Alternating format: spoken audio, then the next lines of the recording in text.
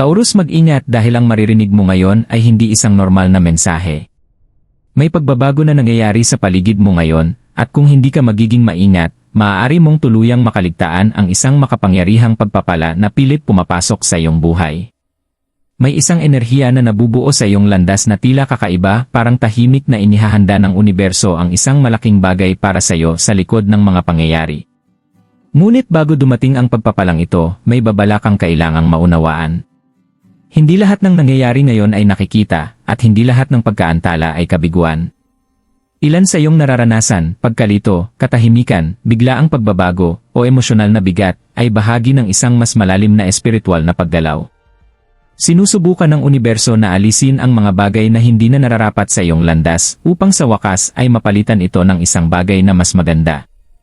Taurus, ang mensaheng ito ay para mismo sa iyo. Huwag mo itong baliwalain. Dahil pagkatapos ng babalang ito, darating ang isang bagay na matagal mo nang hinihintay ng higit pa sa iyong inaakala. Isang makapangyarihang pagbabago. Isang biglaang tagumpay. At isang pagpapalang maaaring tuluyang magbago ng iyong direksyon. Taurus, sa ngayon maaari mong pakiramdam na parang hindi umaandar ang buhay mo ayon sa inaasahan mo.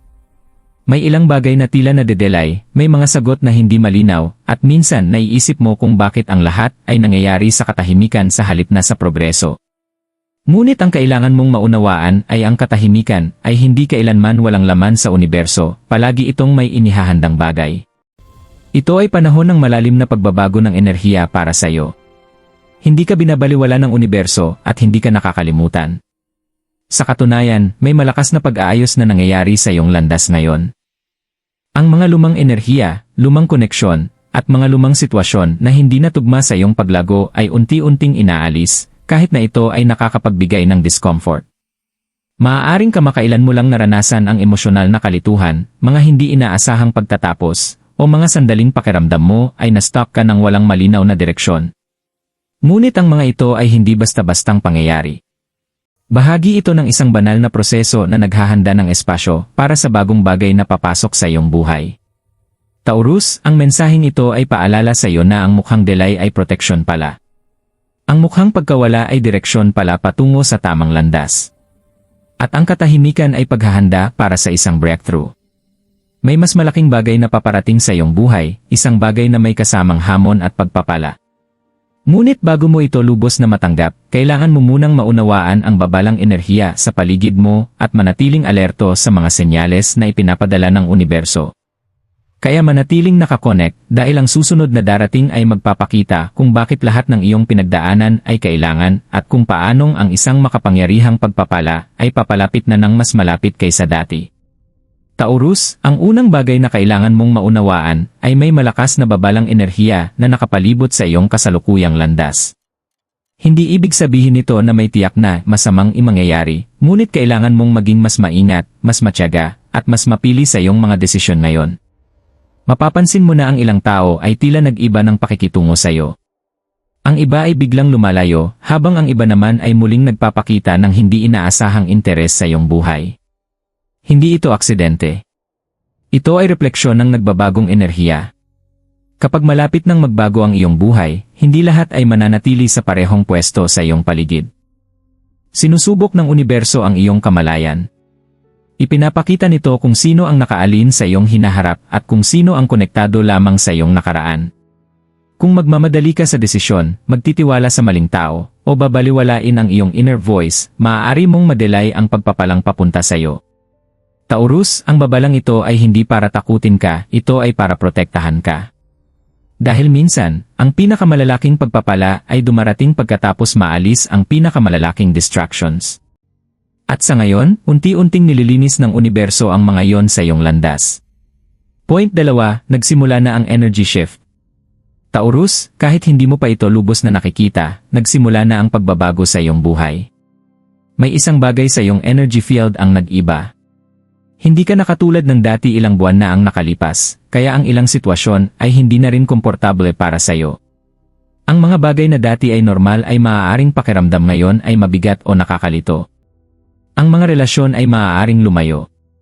Ang mga oportunidad ay maaaring madelay. Ngunit ito ay hindi harang, ito ay transformation. Lumalampas ka na sa lumang bersyon ng iyong buhay. Mahalaga ang phase na ito dahil bago ang isang breakthrough, laging may panahon ng discomfort. Tinatanggal ng universo ang stability sandali upang maihanda ka sa mas malaking bagay kaysa sa nakasanayan mo. Hindi ito parusa, ito ay paghahanda. Maaaring mapansin mo rin ang maliliit na senyales, paulit-ulit na numero, bigla ang mensahe, hindi inaasahang pag-isip tungkol sa hinaharap, o matinding pakiramdam na may mangyayari. Hindi ito coincidence. Ito ay mga palatandaan na inaalin ka sa bagong chapter. Taurus, magtiwala ka sa prosesong ito. Kahit hindi pa malinaw, ang direksyong tinatahak mo ay hindi pabalik, kundi pasulong patungo sa matagal mo nang minamanifest. Point 3, ang nakatagong pagpapala ay nasa proseso. Ngayon, ito ang hindi mo dapat baliwalain, habang mukhang mabagal o malabo ang lahat, may isang makapangyarihang bagay na tahimik na binubuo para sa'yo. Taurus, ang mga pagpapala ay hindi palaging dumarating ng maingay. Sa katunayan, ang pinakamalalaki ay madalas na hinuhubog ng tahimik, malayo sa iyong stress at kamalayan. Ang akala mong walang nangyayari ay talagang universo na gumagawa sa likod ng eksena upang ialin ang mga tao, oportunidad at tamang timing para sa iyo. May isang pagpapala na konektado sa iyong financial life, emotional life, o isang malaking oportunidad na kasalukuyang inihahanda. Hindi pa ito ganap na dumarating, ngunit papunta na ito sa iyo. Ang delay na nararanasan mo ay hindi pagtanggi, ito ay divine timing na sinisigurong tama ang lahat kapag dumating ito. Kung masyadong maaga ito dumating, maaaring hindi ka pa handa. Kung masyadong huli, maaaring hindi ito magamit ng tama. Kaya inaayos ng universo ang lahat sa eksaktong tamang sandali. Taurus, maging matyaga sa phase na ito. Huwag pilitin ang mga bagay. Huwag habulin ang hindi natural na dumadaloy. Dahil ang tunay na para sa iyo ay hindi mawawala, lalapit ito kapag tama na ang oras. At ang paparating ay hindi maliit. May dala itong pagbabago sa iyong stability, direksyon, at confidence sa buhay. Ngunit bago ito tuluyang lumitaw, kailangan mong lampasan ang phase na ito ng awareness, patience, at trust. Dahil pagkatapos ng katahimikan darating ang galaw. At pagkatapos ng paghihintay darating ang gantimpala. Taurus, sa kaibuturan ng puso mo, hindi mo man palaging ipinapakita, may mga sandali na pakiramdam mo ay pagod ka na sa pagsubok. Mga sandali na ibinigay mo ang iyong best, na natiling loyal, na natiling matyaga, pero parang hindi pa rin gumagalaw ang mga bagay pabor sa'yo. Minsan pa nga, pakiramdam mo ay mas mabilis pang pinapaboran ang iba. Habang ikaw ay naghihintay lang, nagtatanong, at tahimik na pasan ang iyong mga pinagdadaanan ng mag-isa. May mga gabing sobrang bigat ng isip mo para makapagpahinga ng maayos. Paulit-ulit mong iniisip kung ano ang mali, ano ang na-miss mo, o bakit ang ibang tao ay hindi napahalagahan ang presensya mo tulad ng pagpapahalaga mo sa kanila. At kahit patuloy kang umaabante, may bahagi pa rin sa iyo na tahimik na bitbit ang mga sugat na emosyonal. Taurus, ito ang hindi agad nakikita ng karamihan sa iyo, hindi ka madaling sumuko pero malalim kang makaramdam. Kapag nagmamahal ka, buong puso ka. Kapag nagtitiwala ka, buo ang investment mo. At kapag may nasira ng hindi inaasahan, hindi lang sitwasyon ang naapektuhan, pati puso mo. Maaaring may mga sandali na pakiramdam mo ay hindi ka pinapansin o hindi ka nauunawaan. Siguro sinubukan mong magpaliwanag pero parang walang talagang nakikinig. O nanahimik ka na lang para maiwasan ang gulo kahit gusto na ng puso mong magsalita. Ang katahimikan na yon ay nagdagdag ng bigat sa loob mo at minsan pakiramdam mo ay sobra na ang pasan mo. Pero kailangan mong maunawaan, Taurus, na ang iyong mga pinagdadaanan ay hindi kailanman naging invisible sa universo. Kahit hindi nakita ng tao ang iyong effort, kahit hindi ginantimpalaan ng sitwasyon ang iyong pasensya, may mas mataas na puwersa na nakamasid sa lahat. Bawat luha na hindi mo ipinakita, bawat disappointment na nilunok mo, bawat pagkakataon na pinili mo ang pasensya kaysa reaksyon, lahat iyon ay may kahulugan. Maaaring kinuwestiyon mo ang iyong timing sa buhay. Maaaring tinanong mo kung bakit mas matagal ang iyong proseso kumpara sa iba. Ngunit ang hindi mo nakikita ay ang iyong landas ay hindi ordinaryo. Hinuhubog ka sa pamamagitan ng karanasan, hindi minamadali sa shortcuts. At ang prosesong iyon ay kadalasang masakit dahil kailangan mong lumago sa katahimikan. May mga pagkakataon din na kinailangan mong bitawan ang mga tao o sitwasyon na mahalaga sa iyo noon. At kahit nagpapakita ka ng lakas, naapektuhan ka pa rin ng malalim. Dahil Taurus, kapag emosyonal kang kumonekta sa isang bagay, matagal itong nananatili sa'yo. Ang pagbitaw ay hindi basta desisyon para sa'yo, nagiging proseso ito ng healing. At sa kabila ng lahat, nagpatuloy ka pa rin. Hindi ka tuluyang tumigil sa paniniwala. Kahit sa pinakamababa mong sandali, may maliit na bahagi sa'yo na umaasa pa rin na may darating na mas maganda. Ang tahimik na pag-asa na iyon ang nagpanatili sa iyong pag-usad, kahit walang saysay minsan ang lahat sa paligid mo. Ngayon, mahalagang maunawaan mo ito, lahat ng pinagdaanan mo ay hindi para sirain ka. Ito ay para buuin ang iyong lakas sa paraang hindi madaling matitinag sa hinaharap. Hindi ka pinarurusahan ng universo, inihahanda ka nito para sa isang bagay na nangangailangan ng emotional maturity, stability, at inner strength.